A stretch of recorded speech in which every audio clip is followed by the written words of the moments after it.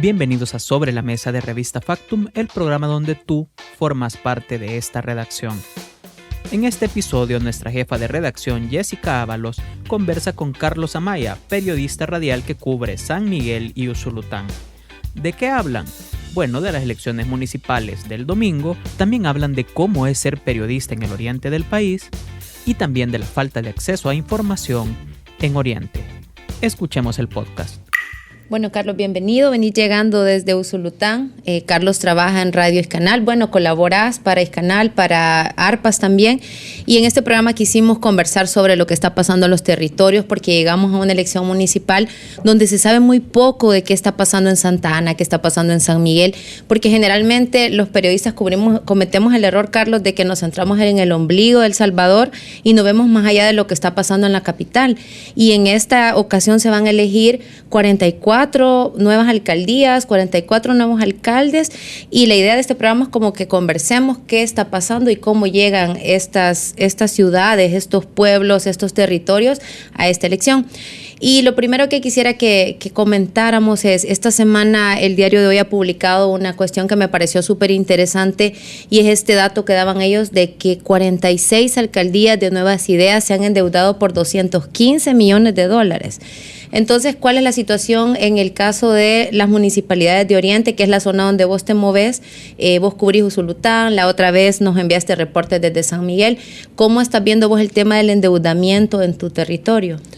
Gracias, Jessica, gracias también a Revista Factum por la invitación. Yo creo que es importante lo que tú apuntabas, el hecho de que también hay historias en el interior del país, hay corrupción en el interior del país y hay mal accionar también desde la función pública, y eso es importante también que se conozca. Bien, como tú lo decías, es importante analizar también, ¿verdad?, cómo está afectando el endeudamiento que algunas municipalidades también han tenido en esta gestión. Primero, creo que es importante decir que ese endeudamiento no necesariamente se traduce a proyectos de desarrollo en las comunidades o en los municipios. Pues sí, porque una cosa sería que vos digas, bueno, me endeudo, pero le convierto en obras endeudamiento. Correcto, no necesariamente es eso. Y la realidad ha pintado, ¿verdad?, que no ha sido así. De hecho, muchas alcaldías siguen en el mismo círculo vicioso de endeudarse, pero no necesariamente para realizar proyectos, sino más bien para seguir ese mismo círculo vicioso de lucrarse de forma personal ellos mismos. Vos publicaste un texto. Ha quedado demostrado. Correcto. Sí, eso te quería decir, que habláramos de ese texto que vos publicaste sobre el incremento salarial que se hizo el alcalde de Nueva Granada, ¿verdad? Correcto. Usulután, que pasó de ganar 2.150 a 3.150. ¿Cómo fue ese caso, Carlos? Fíjate qué interesante.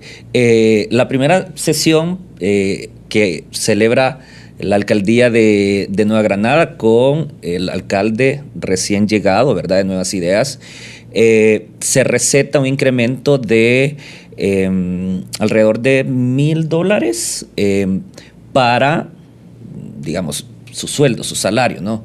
En uno de los municipios más pobres del país. Bueno, Nueva Granada es el 6º municipio en extrema pobreza de El Salvador, donde la realidad de la gente, ¿verdad?, es muy precaria. Apenas la gente tiene $1, $2 para comer, para llevar comida a sus mesas, a su familia, donde la infraestructura, por ejemplo, de sus viviendas todavía son infraestructuras de carpeta, de láminas en algunos cantones de esta localidad. Y es inaudito, ¿verdad?, que un funcionario público, lejos de invertir ese dinero en sus ciudadanos, decida aumentarse un incremento de $1,000. Mira, $3,000 en un municipio de los más pobres, a mí me suena un correcto, es algo exagerado. Entonces, bueno, ahí nosotros tuvimos ese indicio de corrupción, solicitamos información, ¿verdad?, a través de la Ley de Acceso a la Información Pública, que en ese momento aún no se había debilitado tanto como lo tenemos en este momento. Entonces se nos negó la información en un primer momento y nosotros denunciamos, particularmente yo hice la denuncia pública a través de redes sociales.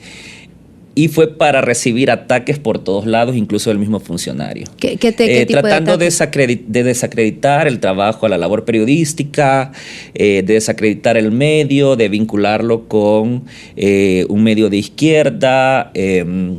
Y bueno, en fin, incluso en comentarios, ¿verdad? En la publicación que yo hice, insultos, bueno, ya sabemos cómo se actúa, ¿verdad? Fíjate que en la segunda parte del programa quería que habláramos sobre justamente cómo es cubrir en el interior del país, porque claro, los que estamos aquí en San Salvador, cubrimos a Nayib Bukele, que es el padre de los troles hacia los periodistas y las periodistas, pero en el interior yo supongo que te significa otras amenazas. Claro, porque en el interior, en los territorios pequeños, en los municipios, todo el mundo te conoce, todo el mundo sabe quién sos. Es decir, si vos cometés o haces alguna denuncia, por ejemplo, la gente sabe quién sos vos. Yo, por ejemplo, cuando hice esta investigación, tuve temor porque recibí incluso ciertas amenazas, ¿verdad? Yo recorro para llegar a mi lugar, a mi vivienda. Recorro algunos tramos que son solitarios, entonces uno piensa de todo, Jessica, realmente. Pero volviendo al incremento, fíjate que luego de hacer la publicación, bueno, nos dieron la información, descubrimos que sí, efectivamente, ¿verdad? Pero no te la dieron vía ley, sino que vos la conseguiste por tu cuenta. No, luego de hacer la denuncia y de exigir el derecho que tenemos como ciudadanos, ¿verdad?, de acceder a esta información, sí me la proporcionaron. Me proporcionaron la información. Luego de eso, bueno, hicimos la publicación y mira qué tan importante es el periodismo, sobre todo en los territorios. Luego de publicada y de la reacción que tuvo en la zona esta publicación, pues llamaron de emergencia a una sesión del Consejo Municipal en un fin de semana. Nosotros publicamos día sábado, día domingo.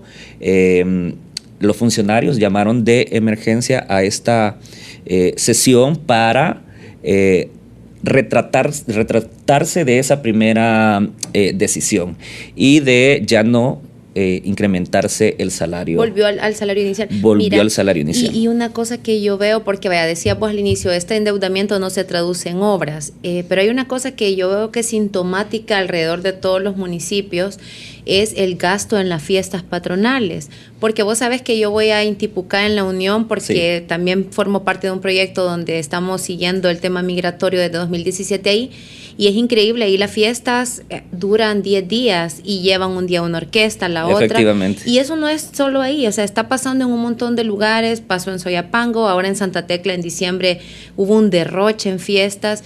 ¿Cómo es el gasto que están haciendo las alcaldías en este tema? Porque entonces decimos, tenemos alcaldías súper endeudadas que no le hacen obras a la población, pero que viven en eterna parranda. Esa es una realidad, lo que tú apuntas. De hecho, las alcaldías en las que nos toca cubrir a nosotros también es la misma tendencia.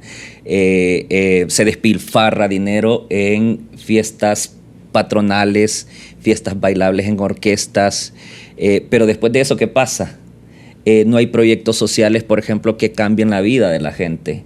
En cuanto al tema de, por ejemplo, de agricultura y ganadería, que son como lo más fuerte en la economía local de estas municipalidades que cubrimos nosotros, no hay proyectos fuertes en ese sentido. Es decir, la gente no está viendo la deuda que están adquiriendo las alcaldías, es decir, no, vuelvo a lo mismo, no se traduce en este tipo de proyectos. Mira, y con esta reorganización que vamos a entrar ya ahora, ya no va a ser los municipios como los conocimos, ahora sí ya se va a tomar en serio lo de los distritos. ¿Cómo vos crees que va a afectar este tema de la identidad de los municipios? Porque este tema de las fiestas ha sido como una cosa de mucho orgullo, sobre todo en los municipios del interior, donde sabes que la fiesta patronal significa que si sos de un lado, que si sos del otro, los del Carnaval de San Miguel, cada quien ha tenido como esa fiesta que les identifica. ¿Qué va a pasar con todo esto? Que es un tema de identidad, y cómo se va, o cómo crees que va también a impactar en el tema de las obras, porque si ya ahora que tenías una división heredada, no hay claridad sobre la responsabilidad de las obras, o mejor dicho, no se están haciendo cargo los alcaldes, ¿qué va a pasar ahora que les va a tocar gobernar más territorio? Sí, definitivamente es de las grandes, creo yo, dudas que aún tiene la gente, fíjate, y que le plantea a uno la ciudadanía donde nosotros cubrimos. El hecho de la identidad, el tema de dónde van a ir a sacar las partidas de nacimiento, porque es como de las cosas que más se utilizan, de los servicios que más utiliza la ciudadanía en estos municipios. Y también otra de las grandes interrogantes es esto que tú señalabas, es decir, cómo en territorios pequeños no se ha visto mucho desarrollo o casi nada de desarrollo en estos municipios, y ahora que gobiernen territorios más grandes va a ser peor, es lo que plantea la ciudadanía. Entonces uno se pregunta también, al final, y es lo que en muchos espacios también se ha dicho y se ha discutido, ¿no?, de que al final es controlar las alcaldías, controlar a los funcionarios, para que, es decir, no se salga de todo este bagaje del, ¿no?, huacal, del huacal. En el cliché. Fíjate que el lunes, de hecho, en la reunión editorial, en la reunión de mesa editorial, hacíamos esta reflexión de, bueno, al final la gente llega el domingo a las elecciones sin saber primero por quiénes está votando en algunos casos, y en otros casos no sabes por qué municipios, porque yo creo que si ahorita nos pusiéramos a hacer el ejercicio de decir, bueno, y entonces La Libertad San Salvador Sur, de empezar a ver si tenés claridad sobre cuáles son los distritos que componen uno de los municipios, creo que bien poca la gente. Edwin Segura de LPG seguramente es el único que se sabe los 44, pero de ahí, o sea, hay como mucha, yo decía desinformación, Suchit me decía subinformación, porque la gente va a llegar a marcar una papeleta sin tener claridad sobre quiénes y sobre qué territorio está eligiendo. Y otra cosa que no sé si vos lo has notado allá en la zona de cobertura, ahora que con este desorden que tuvimos para la presidencial, es cómo la ciudadanía está de cara a este proceso, al que llegamos con muchas dudas, si hay, además de falta de información, desinterés. No sé si con tu audiencia, con la gente que vos has hablado, has podido percibir un poco de esto. Sí, efectivamente, hay mucho desinterés de parte de la ciudadanía. Lo que pasa es que la ciudadanía no conoce precisamente a sus candidatos, como tú dices, ¿no? Hay muchos candidatos que en elecciones pasadas, por ejemplo, a puras penas, como decimos, alcanzaban a llegar a los cantones más recónditos de estos municipios, y ya no digamos ahora que los territorios son aún más grandes, ¿verdad? No se conocen en algunas zonas los candidatos que van a participar. Esto está pasando, por ejemplo, en Usulután. Poco se conoce a algunos candidatos. Los más sonados son los que logran hacer una campaña más fuerte, y sabemos que el oficialismo ha tenido mucho dinero para hacer campañas fuertes, ¿verdad? Contrario a otros candidatos de partidos opositores o partidos pequeños que no han podido llegar a todos los territorios. Entonces se desconoce, la gente incluso no sabe por quién va a ir a votar el domingo, Jessica. O sea, saben que van a marcar la N, correcto, pero ni tan siquiera quién les va a gobernar. Y de hecho eso del uso del recurso público para la campaña, yo quería que lo tocáramos, porque aquí en la zona metropolitana hemos visto muchos casos. Aquí en Factum publicamos el caso de Mario Durán, cuando usó vehículos de la alcaldía para inscribirse, o los casos que se han visto como bueno, creo que el más obvio y descarado ha sido el de la ministra de Vivienda, sí, que lo han dado, hasta creo que se enorgullece, creo que lo dijo en una entrevista. Es que no les importa, es decir, la ética no les importa, y es una situación también muy similar allá en Usulután. Hemos visto la utilización de recursos públicos, de carros de las alcaldías municipales, transportando gente, llevando material para mítines de nuevas ideas. Mira, o sea, alguna gente dice, pero siempre se ha hecho, porque esa es la respuesta que yo he escuchado, pero yo creo que sí, en el pasado se hacía, pero no de las maneras tan descaradas como ocurre ahora. Correcto, o qué tan distinto también va a ser el funcionario, ¿verdad? Público de ahora, como prometía a los funcionarios pasados. Nosotros tuvimos un caso al que le dimos cobertura, fíjate, en un mitin de Nuevas Ideas, en donde se utilizó recursos públicos, lo publicamos, y de una comunidad de donde yo vengo, de una comunidad muy organizada, que es la comunidad Nuevo Gualcho de gente... Hoy ya dijiste dónde viví, ya te van a ir a buscar. De gente repatriada, de gente repatriada, fíjate que por el conflicto armado tuvo que refugiarse en Honduras. Y ellos denunciaban, de hecho, que para la realización de un meeting, los funcionarios de Nuevas Ideas no habían solicitado permiso a la comunidad para utilizar un espacio público.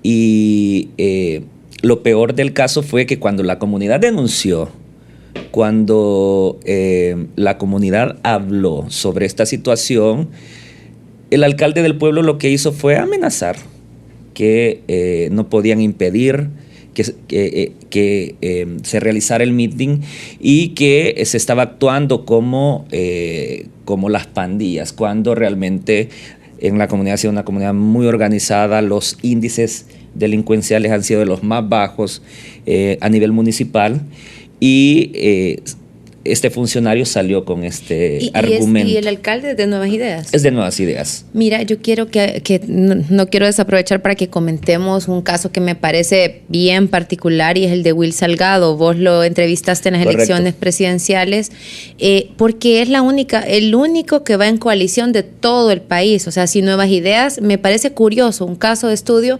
porque ya sabemos su habilidad de cambiarse de bandera, de partido, pero lo que me llama la atención es ¿por qué Nuevas Ideas en San Miguel sí tuvo que recurrir a una coalición cuando en el resto del país no? Sí, lo que pasa es que San Miguel ha sido históricamente una zona de izquierda.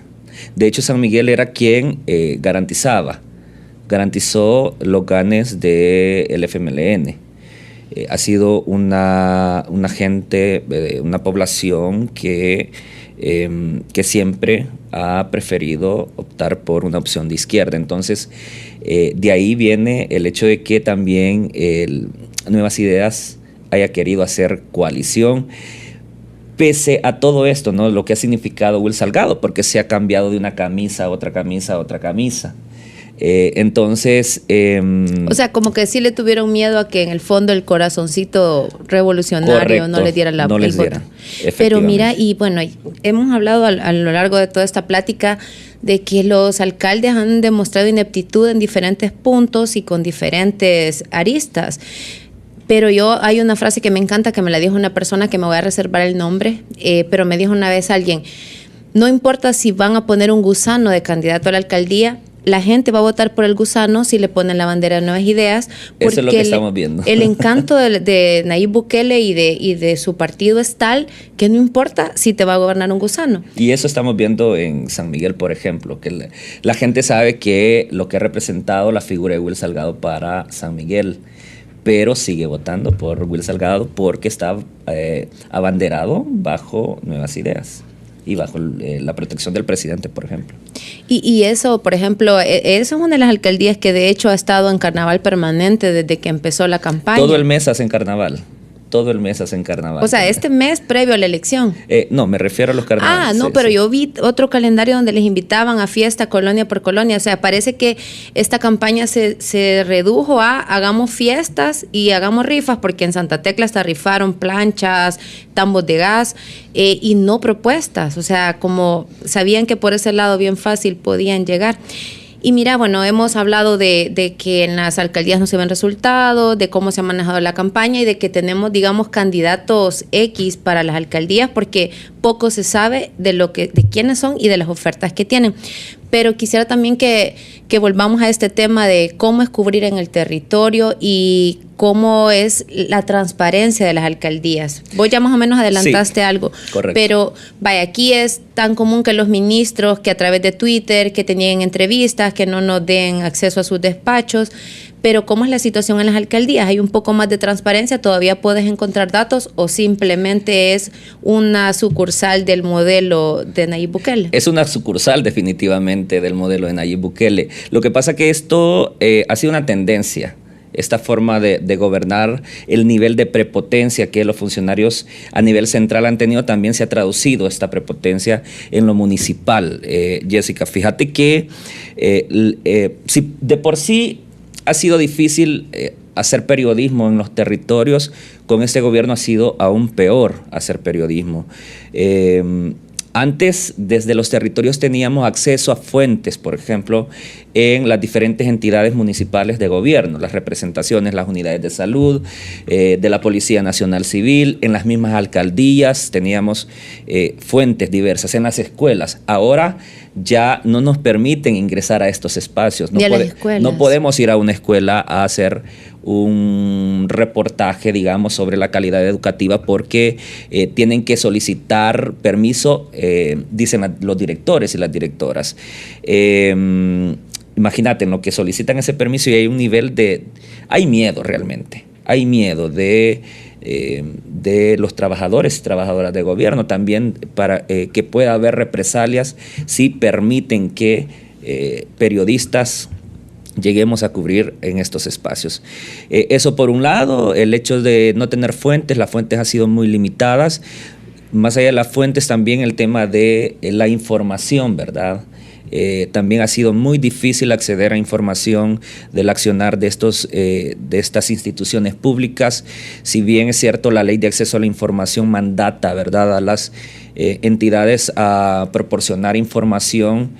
Fíjate, nosotros tenemos que solicitar información de algo que debería de estar en una página web de una de estas instituciones. Y estas páginas web o estas informaciones no las actualizan desde que entraron a gobernar sus alcaldías o estas entidades. Entonces, ha sido bien difícil. Por otro lado, también el hecho de la desacreditación que ha tenido el periodismo a nivel general también ha llegado a los territorios. Es decir, para muchos fanáticos de estos partidos, es decir, los periodistas que hagamos contrapeso, los periodistas que investigamos o que somos críticos también, ¿verdad?, a el accionar de este gobierno, también se ha tenido una repercusión bastante grande, ¿verdad?, en estos territorios. Entonces, uno muchas veces incluso repiensa si vas de forma personal, quizás no a través de una nota, pero si vas a hacer una crítica a través de Twitter, por ejemplo, a veces hasta nos autocensuramos o replanteamos o repensamos qué vamos a poner en ese texto, ¿verdad? Eso también ha tenido una repercusión en la forma de ejercer.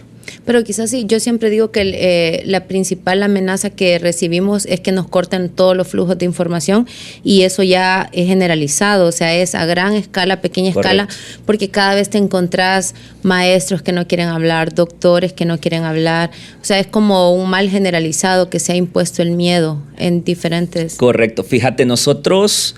hicimos un ejercicio bien interesante a finales del 2023 en el marco precisamente de este proceso electoral de investigar las obras que la Dirección de Obras Municipales había hecho en 10 alcaldías del departamento de Usulután. Y solicitamos información y obviamente sabíamos que la información no la íbamos a obtener, pero aún así la solicitamos, ¿verdad? Porque es importante evidenciar que también hacemos el ejercicio de solicitarla. Sin embargo, no nos dieron la información y los hallazgos fueron importantes. Mira, estaban construyendo o destruyendo más bien calles para volverlas a construir, calles en buen estado, en las zonas urbanas.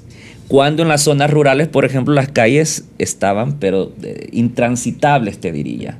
Y son de las denuncias que la ciudadanía hacía o no sigue haciendo, ¿verdad? Eso por un lado. Por ejemplo, en Berlín y Alegría, que son municipios muy montañosos donde el acceso es muy difícil hacia las comunidades, o donde para llevar agua, por ejemplo, a estas comunidades es muy, muy difícil. Te diré que la gente tiene que acarrear el agua que a unos 7 kilómetros. Por ejemplo, de San Juan 1, de los cantones San Juan 1, San Juan 2, de Alegría, para acarrear el agua para estas familias es muy difícil. La gente pide estos proyectos, pero no se les facilitan, digamos, estas condiciones. ¿Qué es lo que pasa? Están haciendo proyectos que al final la gente no necesita, no los percibe, no los percibe. Y no te cambia tu situación de vida. Y no están escuchando a la gente. En otros municipios, por ejemplo, nos encontrábamos con realidades donde pasó un año, pasaron hasta 2 años de gobierno municipal y no habían construido o no habían realizado un solo proyecto en estos municipios. Por ejemplo, en Nueva Granada, hasta el año pasado empezaron a invertir desde la DON. Mira. Cuando en Ciudad del Triunfo, solo termino con esta idea, cuando en Ciudad del Triunfo, desde que inició el periodo, han construido, decir, ya no hay ni qué hacer en Ciudad del Triunfo. Y ahí hay un indicador importante, que es la hermana del exministro de Hacienda, que es Sara Zelaya, es la alcaldesa, y va en reelección. Entonces, uno se cuestiona, entonces, ¿qué está pasando? Pues ahí lo dejamos a la conclusión. Tenés trabajo para hacer, de todos modos ya es casi seguro que va a ganar.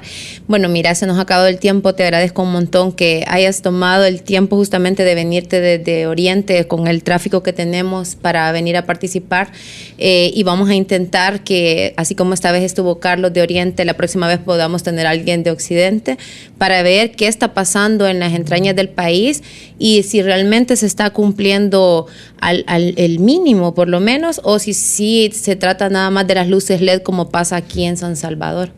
Yo creo que sí. No, te agradezco, Jessica, de verdad, la invitación, a ti, a Factum, y bueno, yo creo que es importante seguir haciendo ciudadanía, porque ejercer ciudadanía va más allá de ir a emitir un voto. Ejercer ciudadanía también es participar en la construcción de políticas públicas y en la fiscalización precisamente de estas, ¿no? Entonces, a la ciudadanía, que sigamos ejerciendo ciudadanía, ¿verdad? Que profundicemos precisamente y que fiscalicemos el poder. Gracias, Carlos. Y bueno, les invitamos a que sigan pendientes de nuestras redes. 3 alcaldías de Nuevas Ideas llegan sin alcalde a la próxima elección. Nos referimos al caso de Nuevo Cuscatlán, Mexicanos y también de Soyapango. Pueden encontrar reportajes sobre estos casos tan curiosos porque en los 3 hay irregularidades. La alcaldesa de Soyapango está capturada. En el caso del alcalde de Nuevo Cuscatlán desapareció desde el año pasado y en Factum hemos reporteado estas historias. Veremos entonces y comentaremos en el siguiente programa si el arrastre del presidente y de su partido fue tal que estas cosas pasaron desapercibidas. Gracias, Carlos. Un gusto. Esto fue Sobre la Mesa, el programa donde tú formas parte de esta redacción en Revista Factum. Si te gustó este capítulo, recuerda que en YouTube y ahí donde tú escuches podcast, puedes escuchar capítulos anteriores y compartirlos. Cualquier duda, entra a nuestras redes sociales.